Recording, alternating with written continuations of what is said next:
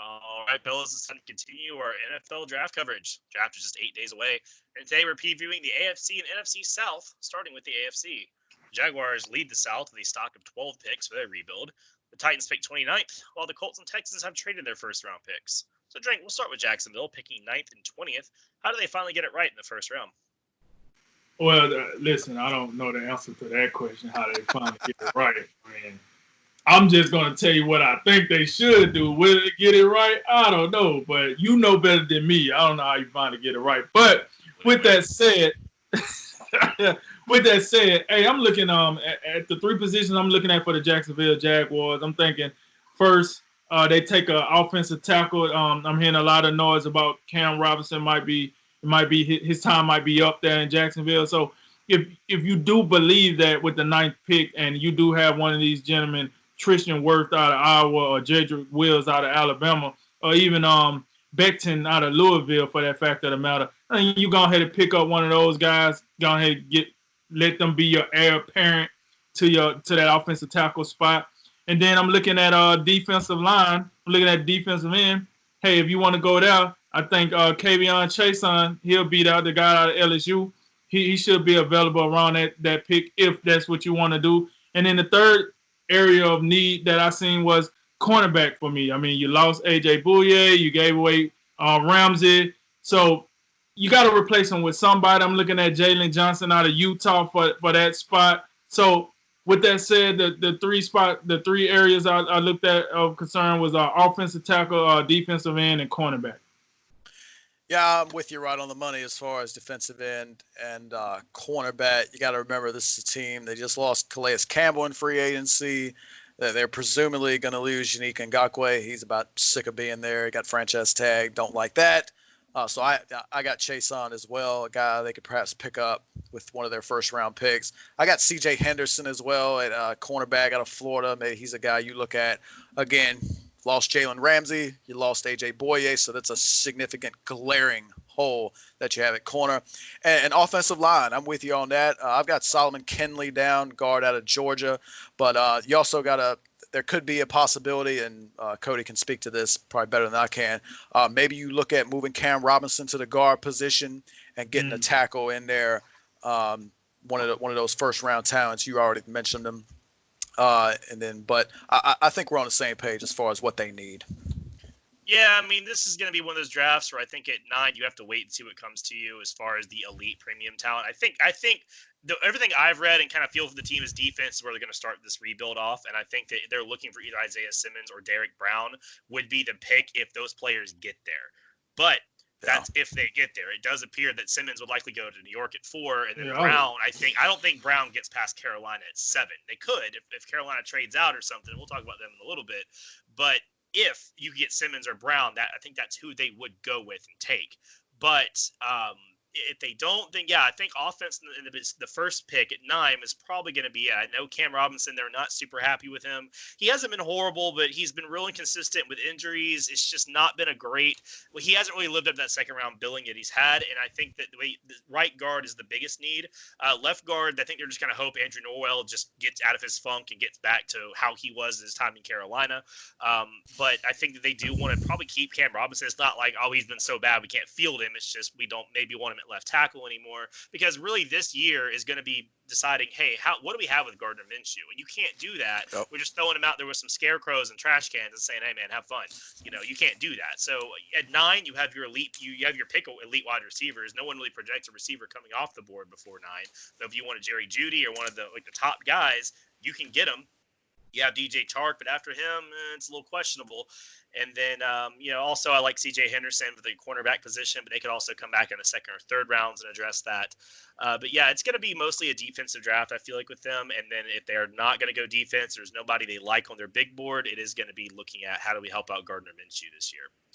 So we can go ahead and move right along, guys. We have the Colts up next. Jay, what do you think with them without a first-round pick? Yeah, no first-round pick. They gave that away in the DeForest Buckner trade. You gotta keep in mind this is a team that got Phillip Rivers on the 1-year deal, $25 million. So I'm looking at them with those 2 second-round picks. I think you got to make win now moves. Get guy. You can get guys in the second round that can help you right away. I think wide receiver is a big position for them. We talked about behind T.Y. Hilton. It's a little thin. It's a little questionable. I think you look at T. Higgins out of Clemson. You get a big body receiver who can make contested catches. I think he'd be a great complement to what they have in T.Y. Hilton. And defensive tackle, I think they're a little light. Traditionally, Indianapolis has been a little light in the middle of their defense. I'm looking at a guy, Raekwon Davis from Alabama. Maybe you look at getting him in there, get a little bit more stout against the run. But I still think quarterback is a need. It's just with the lack of a first-round pick, I think you just have to push that down the line. Maybe you look at Anthony Gordon, perhaps in the 4th round out of Washington State, a little bit of a developmental guy. But you can always come back next year and, it'll just be another bridge year, draft a guy in 2021, playing behind Brissett. But I think for the immediate right now with Phillip Rivers in there, you got to get guys that you can surround him with, like a wide receiver, and help him right now so you can try to win this season. Yeah, I'm on track. I'm definitely on track with you with the wide receiver position. With that 34 pick, hey, that needed to definitely go to a wide receiver. No ifs, ands, or buts about it. However, when we talk about the wide receiver that I had was T. Higgins too. I'm sorry, I was looking at T. Higgins in that, and maybe if you get Jordan Jefferson slide down to you, one of those 2 guys. I don't foresee that, but if one of those 2 guys are available, I think that's what they should do. And then, as far as the quarterback pitching, now let's be real. We know how I feel about one Phillip Rivers. However, he is good enough to get the job done. But then, what do you have behind him? I think it would be a great opportunity if, he was to get hurt, or if you was to be up in games where you can put in a young rook. Looking at Jordan Love maybe. And maybe, just maybe, if you don't want to go that high, maybe you get Jake Fromm later in the draft. One of those guys that system quarterbacks that have been doing it for a while. Draft one of those guys. Let them be the heir apparent. Listen, from what I hear, Phillip Rivers is a pretty okay teacher. So you can learn something. He commit to him. And you go from there. I mean, you only got him for 1 year. He's not going to be salty about it. He know what the deal is when he signed the contract. And then for the third position, I went with cornerback. I wasn't overly, satisfied with what I seen in a secondary. So I went with cornerback. And I went with the guy, Noah Ngabi from out of Auburn. So with that said, my 3 positions was wide receiver, quarterback, and cornerback for the Colts. Yeah, pretty much great list, like for the most part. I also saw the wide receiver hole with them. I think if I was looking for a receiver for them, I would think a little bit bigger guy. Some of the guys that Rivers has been most recently throwing to down there in San Diego was mostly bigger body receivers. So I'd look for a bigger guy for him, a nice target to go opposite of T.Y. Hilton. I also think your pass rushing help is a little low. You lost your ball sheared free agency, and Justin Houston gave you about your money's worth, but he's definitely, that clock is ticking for him. So a guy like Jonathan Grenard, the second round from Florida, would be a great choice. I think that's a guy that's underrated and is probably going to go sooner than later, despite some of the later, like, third round projections. And then I'll give some love to Bryce Hall, man from Virginia, another guy I think they could target later on in that second or third round. They do have 2 second round picks, I believe, so they could come back maybe or that in the third round. They have the cornerback corps. Kenny Moore is a very good slot corner, and Rocky Ya-Sin has been a good outside corner for them, but the other side is kind of questionable. So a guy like Bryce Hall I think would fit in nice in that defensive back core there. All right, guys, let's keep it moving right along. Next up, we have the Titans drink. 6 picks. They have number 29. What are the old Titans doing? Well, first position I'm looking at with the Titans is that cornerback position. I'll tell you, when they drafted Adoree Jackson, at one point in time, I thought they was going to be talking about something. They drafted Adoree Jackson, and they got Malcolm Butler, and then I don't really know what it transpired to on the back end. So then, as I look at it now, I'm looking at A.J. Terrell out of Clemson. I think he'll make a good fit there. Or even Jeff Glantley out of TCU. I think one of those 2 guys could come in there and help solidify, help Adoree Jackson out. See if I don't even know if Malcolm Butler is still on the team, because when he got there, he just, I don't know what that was about. So if he's even motivated to play. So you go get someone that will be motivated to play. My second position was offensive tackle, and I went with Isaiah Wilson out of Georgia.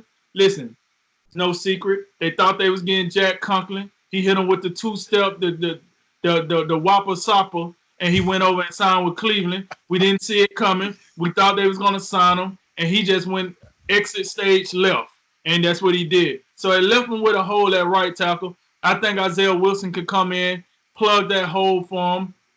We'll see, but I think they should go there. And then my third was our defensive end. And listen, with defensive end, defensive tackle, and I went with the big guy that Jay mentioned earlier, Raekwon Davis out of Alabama. I think he could come in, he can stuff that middle, or he could play outside, depending on how they want to use him. And then he could play both positions. So yeah, I went cornerback, offensive tackle, defensive line. Yeah, I'm definitely with you on all of these, and we got the same exact offensive tackle, the big fella Isaiah Wilson. You want a big guy, physical, who can maul you down here in a run game, and he feels like a Titan at this stage with how they play, with Derrick Henry running the ball, the physicality they play with. I think that makes a lot of sense for them, and I'm with you on the other two positions. I think about cornerback. Don't forget about a guy like Logan Ryan, very good player for a long time. Played a slot.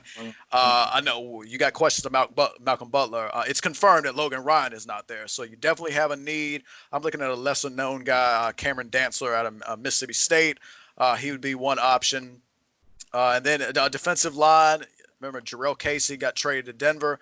So Davis, he could be a guy that you plug in and play that in that 3-4 at the end position. Or also Justin Madubuike out of Texas A&M. But those are just a couple options. But it's going to be interesting how that pans out because they got the 29th pick. So it'll be interesting to see if anybody falls that we don't think that we see as a mid first round pick. If somebody falls, they could be in a good position to scoop somebody up.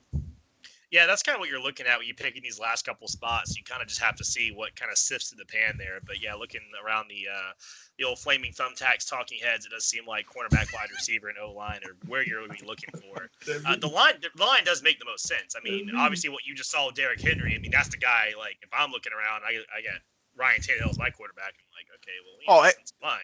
Yeah. Let me. So, hey, speaking of that, you said cornerback, right? Okay. By the way, I just want to say this. I don't have this down. They need a quarterback, right? The only reason I'm not saying it here is they probably paid him. They paid him, so they can't do nothing about it. They stuck.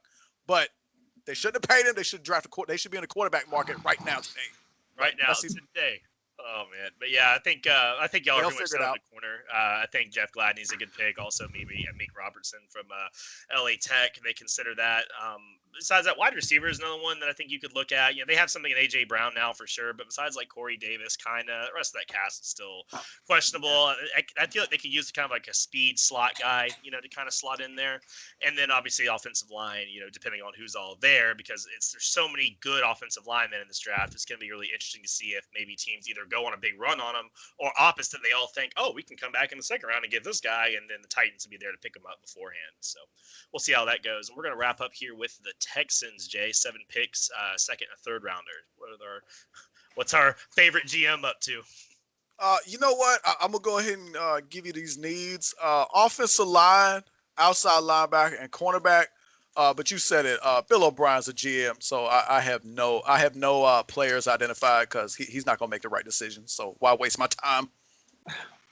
Listen, I want to agree with Jay. I mean, look. I could have, anyway. I want to agree with Jay, but I actually do got a couple of players that I throw out there. My first need was cornerback. That secondary is atrocious. I mean, my God, yep, it's terrible. So I was looking at a guy, Damon Arnett, out of Ohio State. I don't know where they find these guys or what kind of program they got there, but boy, I'll tell you, Ohio State they didn't hit gold when they put DBs in the NFL. Me being an Alabama fan, if I can say that, then it's true. Like these dudes they be studs. So I'm looking at the cornerback out of Ohio State. Offensive line, because they made that whopping trade for Larry Tunsil that won a lot of money. So offensive line, I'm looking at a guy, Robert Hunt out of Louisiana. Now LSU, Louisiana, College, Louisiana. Robert Hunt, I'm looking at him. And then defensive line, I'm looking at another Buckeye Devin Hamilton for the defensive line. Those are 3 of the maybe 12 to 15 positions they need. So I went cornerback, offensive line, defensive line. Yeah, I mean, pretty much for the Texans, what jumped off to me was the defensive line. I feel like this is a team that needs to stay in the trenches as far as their process goes. Defensive line jumped out just because DJ Reader's gone now, and JJ Watt that decline looks pretty steep at this point. And you're probably never going to get another season out of him around what he really could do back in the day. Defensive end and that kind of 3-4 is a little weak outside of Watt, so I think this is where you get a guy like I have Raekwon Davis going here, 6'7", 311, a perfect 3-4 DT. He has that size to kind of hold that spot, but he still has enough quickness and speed to kind of be a pass rushing threat when they need it, like some guy that a guy like Watt. And then another guy in the second round you could also get is Marlon Davidson of Auburn. I don't think he has quite the pass rush set, but he's still over 300 pounds, and he's a guy that's a senior. He's been contributing a long time, and you could plug him in there, and he would just be right out of the gate. He'd be set. And then any other additional on the offensive line would be nice for Watson. I always feel like that dude is just running for his life 24/7. So I think that if I was the Texans, I would be in the trenches this week. Yeah, I got to get back in here real quick. So listen, the reason they don't remember, they traded Jadeveon Clowney for a box of cookies. So that's why they have a need outside linebacker. The cornerbacks, listen, Bill O'Brien out here trading for former first-round picks like Garen Conley and Vernon Hargraves. We've already seen enough. They're not good, but yet you bring them on here, some reclamation project. So really, the need that surpasses all these is general manager, but you can't find one of those in the draft. That's it.